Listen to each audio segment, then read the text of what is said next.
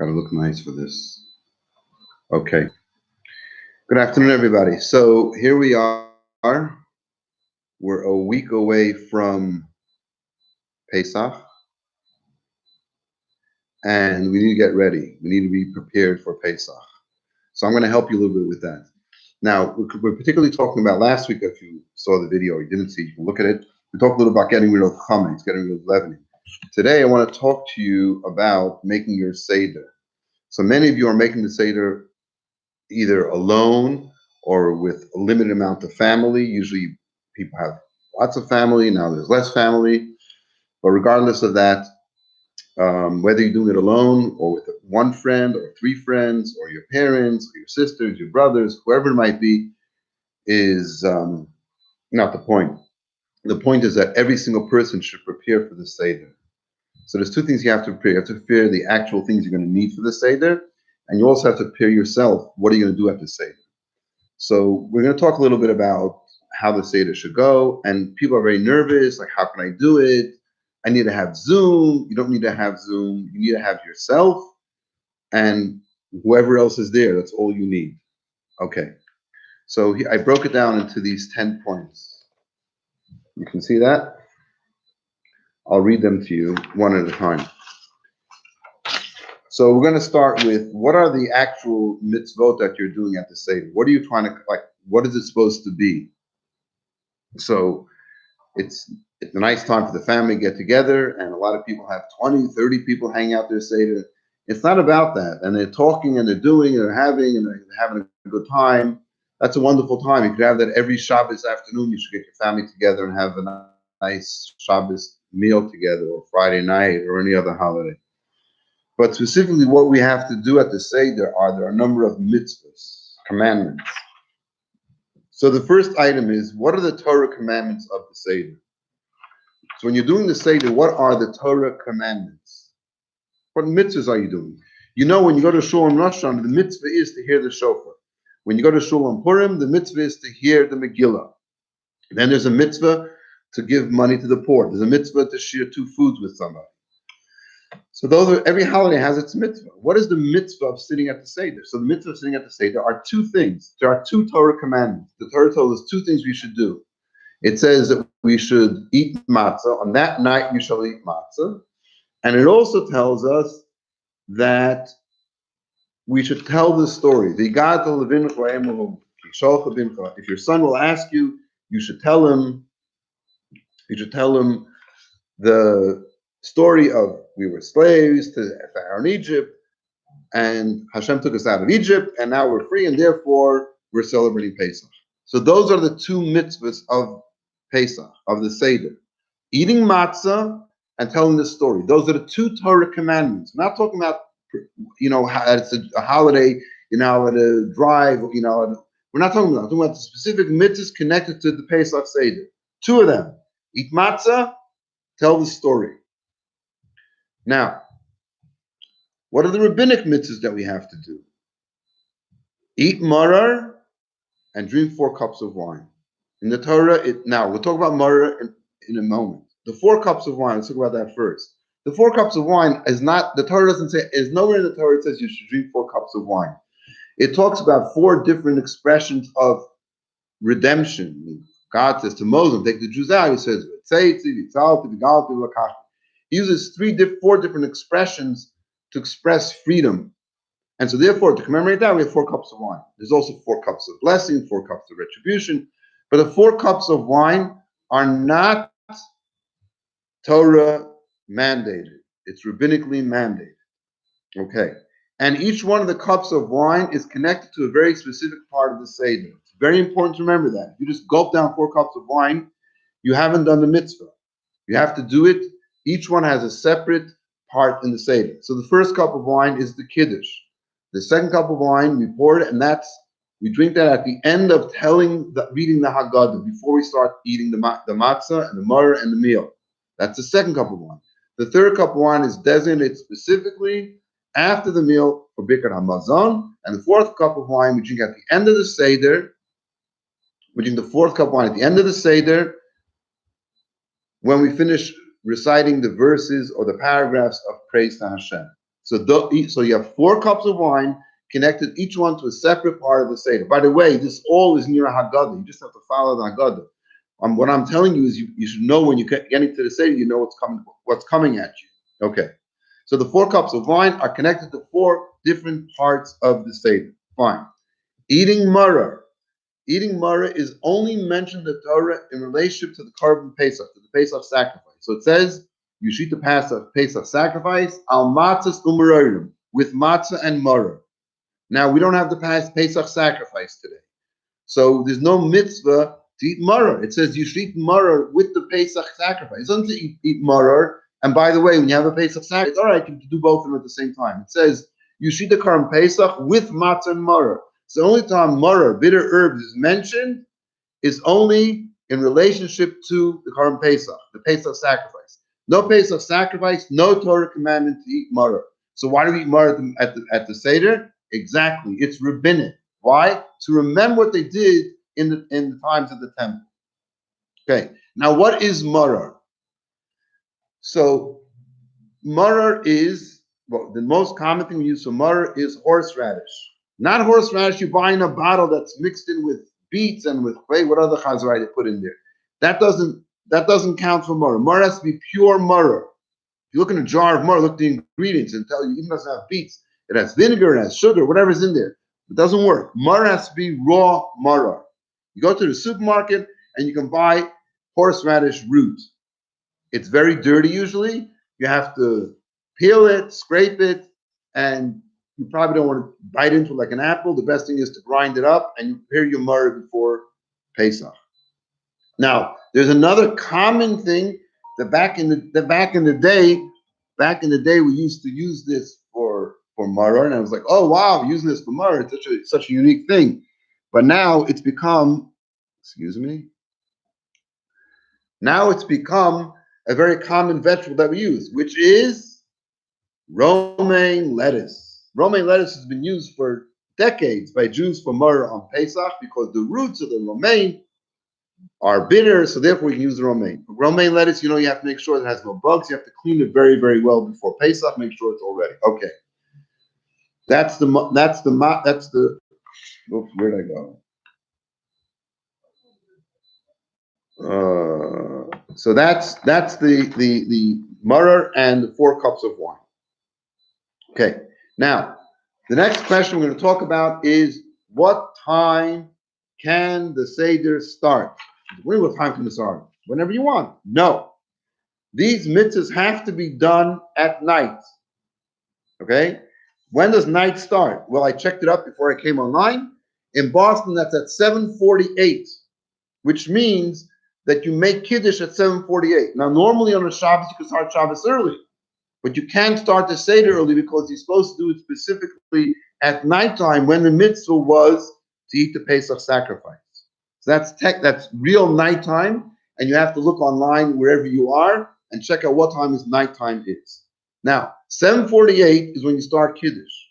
Very late to start Kiddush, then you have to read the Haggadah, and then you're going to start the matzah. That means you could be 8:30, 9 o'clock before you eat matzah, and you won't get to the meal till after 9 o'clock. Wow, that's late. So be smart and prepare. How do you prepare? I'll tell you how to prepare.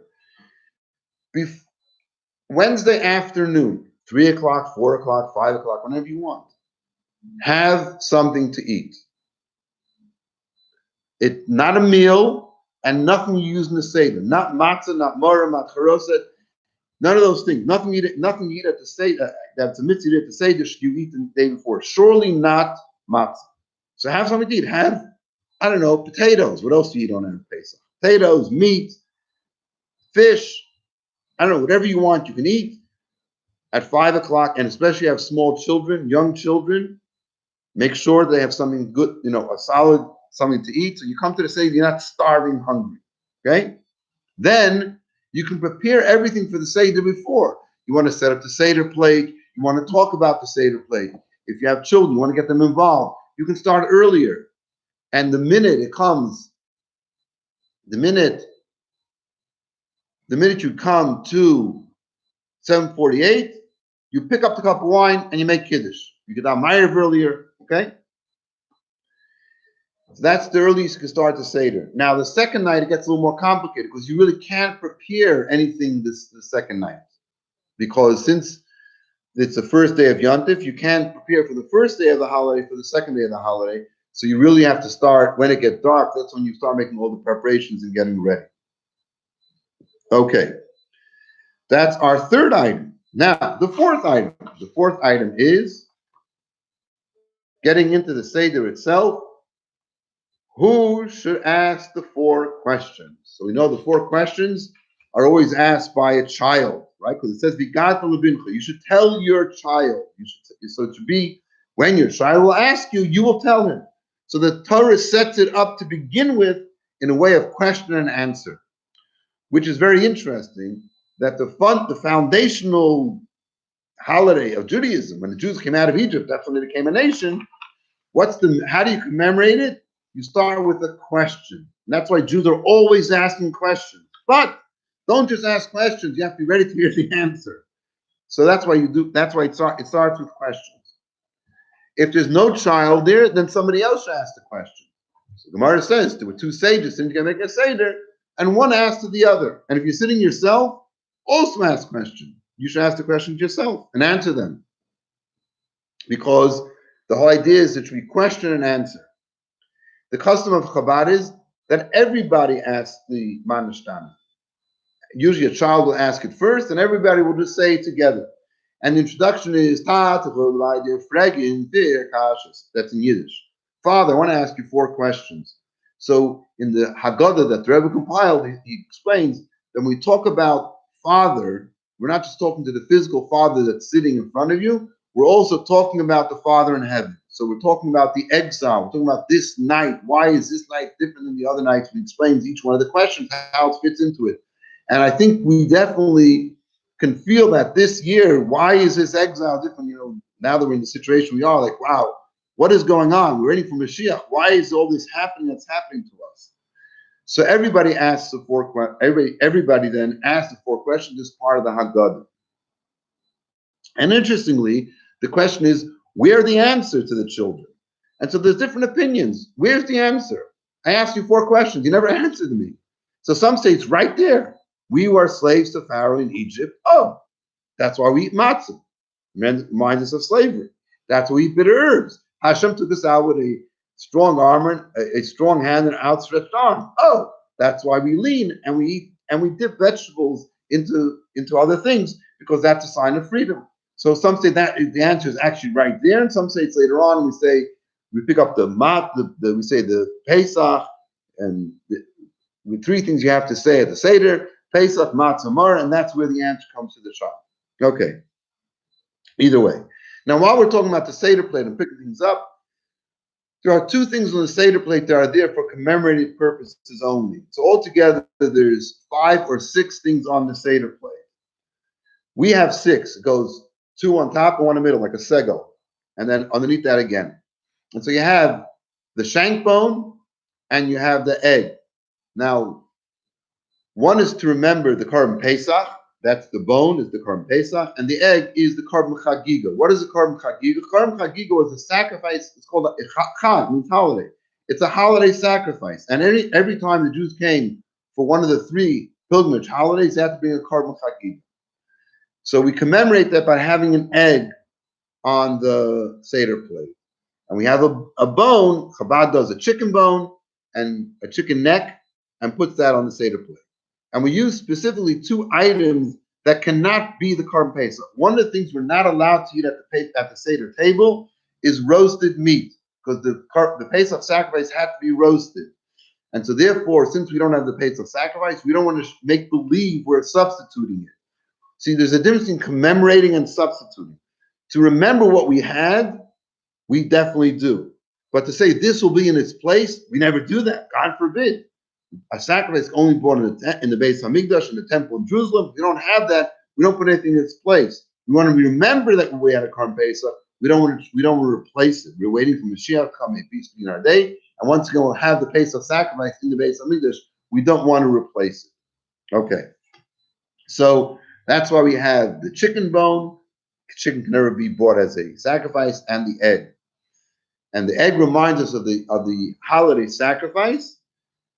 And why do we remember the holiday sacrifice at the Seder? Because it was what on Shavuos and Sukkot as well. It's a holiday sacrifice. Because the afikoman, the piece of matzah that we eat at the end of the Seder, is to remind us of the Pesach sacrifice, which was eaten at the end of the meal. So the Karm Pesach, we think about it, you think, oh, we're going to have a good meal. When we're hungry, we sit down and eat. When somebody's hungry and they're eating, that's not a normal way of eating. That's like, oh, I'm starving. Like, what do you mean you're starving? So you say, what did you eat? Oh, I didn't even know. I'm so hungry, I grabbed something. That's why you have like the first course is just to whet your appetite a little bit, calm you down. Then comes the main course. The main course never comes first. Why not have the main course first? Because you don't be completely starving when you eat the main course. The Karm Pesach is the same way. You should eat ala sefer. When you're ready, satisfied, then you have it as like a dessert. So therefore, the Karm Chagiga is we want to have a memory of the holiday Chagiga sacrifice because that was part of the Seder meal. Because you ate that first, and then you had the Pesach sacrifice, or now the Afikoman at the end of the meal. Okay. Now, just if anybody has any questions, I think you can ask questions. You type them in, and I'll answer them. Okay. The next question is, what vegetables should we dip? Always a question about the karpas. What should we use for karpas? What vegetable should we dip into the salt water? The answer is it doesn't make a difference. The whole point of the karpas is to ask so the children will see we're dipping. We don't never do this. Why are we doing this? And they'll start asking questions, which we want the child to ask questions because the whole Seder is supposed to be a response to questions. So we do something unusual. So who cares what vegetable it is? It doesn't matter. Chabad, the custom is onion. Why onion? I think because Lubavitch Chabad comes from Russia, and in the springtime, the simple is, after the winter, the cold winter, where do we have vegetables, fresh vegetables they didn't have? So you take an onion. They always had onions. Everybody in Russia had onions, right? I guess so. So you take an onion, or some people take a potato, some people take something else. It doesn't really matter what the vegetable is. The thing is that you don't eat a lot of the vegetable because then it becomes a question of an after bracha. It's not important. It's not, just know you don't eat too much of the vegetable. You dip it in, that's that. Okay. Now let's talk about, we'll go back to the major mitzvah, which is the matzah and the maror. Here's a question that's very important. And that is, how much one must eat or drink? When we talk about the matzah and the maror, how much matzah and how much wine? Sorry, matzah, maror, we'll talk about the maror and the wine. How much do you have of each one? Now, number one is you should try to get shmura matzah. Shmura matzah is round, handmade matzah. Just like the Jews had in Egypt, handmade matzah, and Kabbalistically it says it should be round as well. Machine matzah is not round, it's not handmade, and it's always square because that's how machines make things, or make matzah anyway. So you go to your local Chabad and you'll get shmura matzah. If you're in Boston, just let us know. We have more than enough for you. How much must you eat? Now, what's the difference how much I eat? Makes a big difference because if the mitzvah is to eat, then it matters how much, what's considered eating. When is it considered you've done the mitzvah? So it makes a big difference how much you're eating. So the normal, regular thing is if you're required to eat something, it's the size of an olive. Not like little tiny olives. It's basically an ounce. So how much matzah do you have to eat? Well, it's pretty much easy to figure it out. If you buy the round shmura matzahs, the round shmura matzahs come approximately 7 of them per pound. So you figure 7 of them per pound, you have to eat a little bit more, or about half a matzah. But eating also has to happen in a certain time, within a certain time. So you say, oh, when you sit down, so I'm going to eat a sandwich. If you eat a sandwich, how long did you eat a sandwich? 5 minutes. So I ate a sandwich. If you took that sandwich, you made it into pieces, and you ate one piece every 20 minutes. Someone say, oh, did you eat today? Oh, yeah, I had a sandwich. No, you didn't have a sandwich. You nibbled here, you nibbled there. You didn't eat a sandwich. So when it comes to eating matzah, to eat it, you have to eat it within a certain amount of time. What is that amount of time? It's actually about 5 minutes, less than 5 minutes. That means when you make the bracha to eat the matzah, you take the matzah, you take your half matzah, and it's preferably actually to have double that amount. one from the top matzah, one from the middle matzah, but minimally. Take half a matzah. You can break it into a couple of pieces, lean to the left, and eat the matzah. Don't talk, don't joke with somebody. Think about what the matzah is all about, what it represents, and which we'll talk about in a little bit, what the matzah represents, and eat the matzah. And know that you're doing a Torah commandment. You gotta remember this. Eating a matzah based on Torah commandment. What's so hard about doing this? Yom Kippur is the Torah commandment. 24 hours of fasting versus 5 minutes of eating matzah, concentrated time of eating matzah. I'd take the matzah any day. Anyway, so to do the mitzvah, and if you stretch it out, it doesn't take you 15 minutes, you nibble on that matzah, you haven't done the mitzvah. So it's very important to the right time. Do the right amount within the right time. And same thing also when it comes to drinking the wine. You have a cup, and you should always fill the cup to the top because you want to show royalty. We're freed. We're freed people, so we don't drink a half a cup of wine and fill to the top. And you need to drink about 3.5 ounces. To be sure, 3.5 ounces. Again, drinking it straight down. You can pause in the middle, but you want to, if you can, drink the whole cup. If not, minimal 3.5 ounces. And know how many ounces your cup has. A regular cup that you use for on Shabbat, a Kiddush cup, has in it about 6 ounces. But it's very easy to figure this out. And if you want, if you have disposable cups, they'll all tell you how much they are. So if you want to, don't use a 9-ounce cup, and then you want to say, oh, I'm going to drink the whole cup. No, it's not going to work. Not very well. Get a smaller cup. You get a nice Kiddush cup. You can drink the whole thing, or drink most of it, and you do the mitzvah. Now, here's the next question. Next question is, now, how many cups of wine are we allowed to drink? Now, this is typical when you're running a Seder at a Chabad house that's made for students. Everybody wants to know how much wine can we have and how much wine can we have. So the answer is, you can have all the wine you want, but it depends when you drink it. And I'll explain that to you. We want to have 4 cups of wine specifically because that's to remind us of the 4 expressions of redemption that Hashem uses in the Torah. Hashem uses in the Torah when he took the Jews out of Egypt. So if you have 8 cups of wine, what happened? It doesn't represent anything. Don't do that. So why do I say you drink all the wine you want? I'll explain that to you. The first cup of wine is Kiddush. The second cup of wine is at the end of the Haggadah. You fill up after your Kiddush, you fill up the cup again, and then you read the whole Haggadah. You ask the question. You dip the karpas. Okay, but then you fill up the second cup of wine, and the second cup of wine sits on the table until you finish reading the Haggadah. Then you drink the second cup of wine. So the first cup is Kiddush. Second cup you fill it up before Birkat Hamazon. After Birkat Hamazon, after you make the blessing over the meal, then you drink the second cup. Okay, that's all very clear. Now, the fourth cup you drink at the end of the Seder, after you finish reciting the Hallel and the verses of praise, then you drink the fourth cup of wine. After the fourth cup of wine, you don't eat or drink anything. After the Afikoman, you don't eat anything afterwards. You should have the taste of the matzah. After the fourth cup, you don't drink anything after that. So each one remains distinct. Where is there room to drink more wine? And the answer is there's room to drink more wine after the second cup. Then you eat the matzah and the maror and the sandwich. Then you have a meal. Middle of the meal, it's part of the meal, so it doesn't stand distinct. You say, how many cups of wine do we drink? Oh, we have 4 established cups of wine connected to 4 different parts of the Seder. And then during the meal, we ate, we drank. Who knows? You can drink all the wine you want, only during the meal. Now, I think you're nuts if you do, but you can drink as much as you want. After having 2 cups of wine to start with and having 2 more cups coming up, why you want to drink more wine during the meal is your business, but if you want to, you can.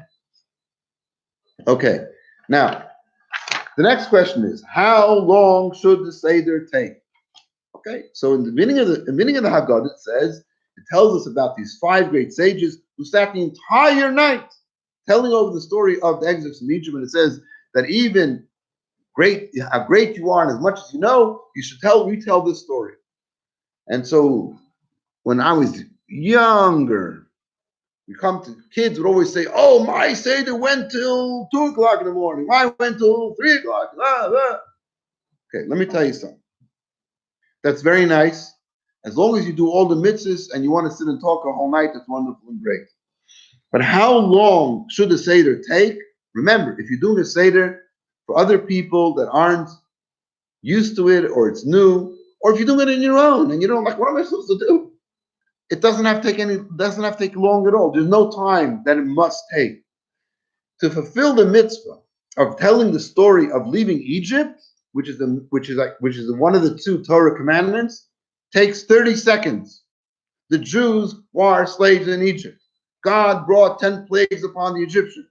Then the 10th plague was the killing of the firstborn, and God came into Egypt and took the Jews out of Egypt. We now are in exile, and we trust with complete trust that Hashem will take us out of exile as well. Done. That's all you need to do. How long was that? 30 seconds? That's all you need to do to fulfill the mitzvah of telling this story. We have the Haggadah. It tells us, it goes into more length. So if you just read the Haggadah, for sure you've done it. But even that alone, but the idea of just saying, of talking about the fact that Jews were slaves in Egypt and God freed them, that is the mitzvah telling the story. So pace yourself and recognize who's around with you and do your Seder that way. So if you have family members, the main thing you want is that people should walk away with a positive experience. So you want people, and number one, and more important than the positive experience, they should do the mitzvahs, which is eating the matzah, eating the maror, having the 4 cups of wine. So if you're going to sit there and talk for 4 hours before the meal happens, no one's hanging out for the 4th cup of wine. So pace yourself and be ready. Another thing I want to tell you while we're talking about this is prepare for the Seder. There's a week until Pesach. You can get 19 Haggadahs shipped to you, and you can study them. Now you can get one Haggadah too.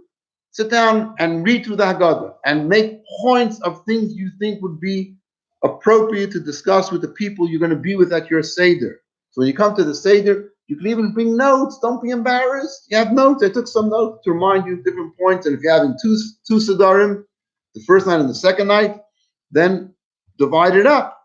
If you have children or other people and you encourage them to ask questions, have 2 or 3 Haggadahs on the table. Sometimes you look, oh, what does it say here? What does it say there?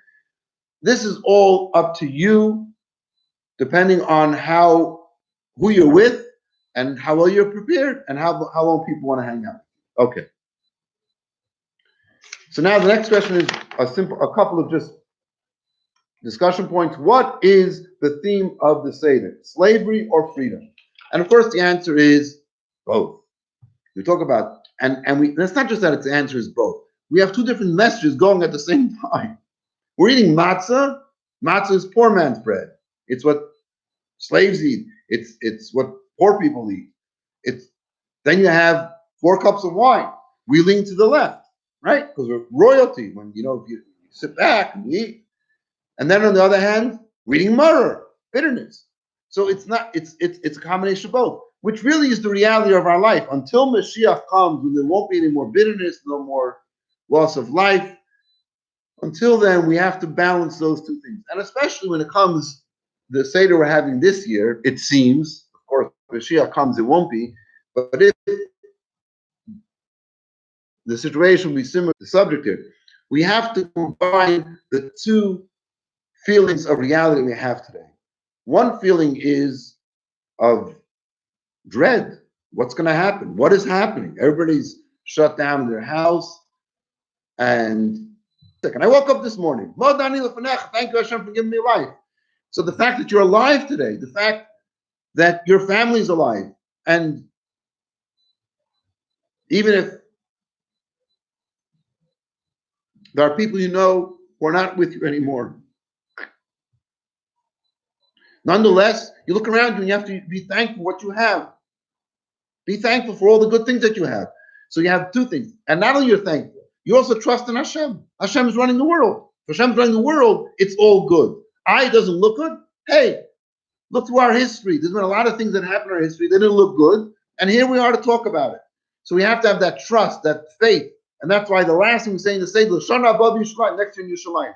So the Seder is both a recognition of the pain and suffering we had, the redemption that we had, the pain and suffering that we have, the redemption we will have. And we're certain about it. So it's a mixture of reality and complete trust. Those two things coming together. And that's the theme of slavery and freedom. I want to say one thing else, another thing also. This idea of slavery and freedom is not just slavery and freedom like, oh, this is the same as, and fill in the blank of which people that were enslaved and now are free.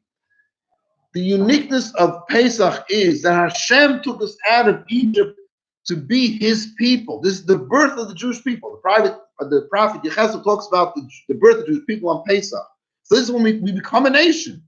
So it's not just that we were slaves and we're free. No, we were slaves to Egypt, and then we became connected to Hashem, to God. And in fact, the word that's used in the Torah is avodai. You're my, not slaves, you're my servants. You're the ones that can fulfill my will. So the choosing of the Jewish people, the process of choosing the Jewish people as God's people happens on Pesach. So that unique point is very important to stress at the Seder, that this defines who we are as Jews. The miracles that Hashem did to us in Egypt and has done for us throughout the centuries, throughout the years, till today, is that in recognition of our unique relationship to Hashem and what our responsibility is. So we're free from Egypt, we're free from the constraints of some external force, so we can focus on ourselves on doing what Hashem wants us to do for us. And being focused and being enslaved should never be confused, right? Someone who wants to become a lawyer spends 3 focused years in law school. Are they a slave? No. If they don't want it, they can leave. They're focused. They're doing what they want to do. And they're putting a lot of energy, a lot of effort into it. So being a Jew is not a slave to Hashem. It's being focused on what our true self is and what we've been so blessed as our mission.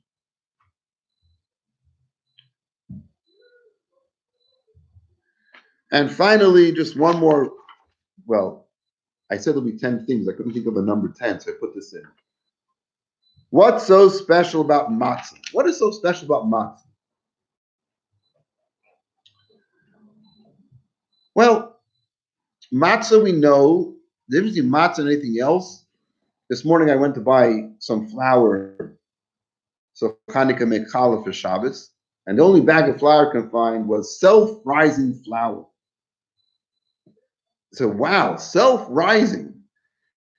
That is exactly what matzah is not.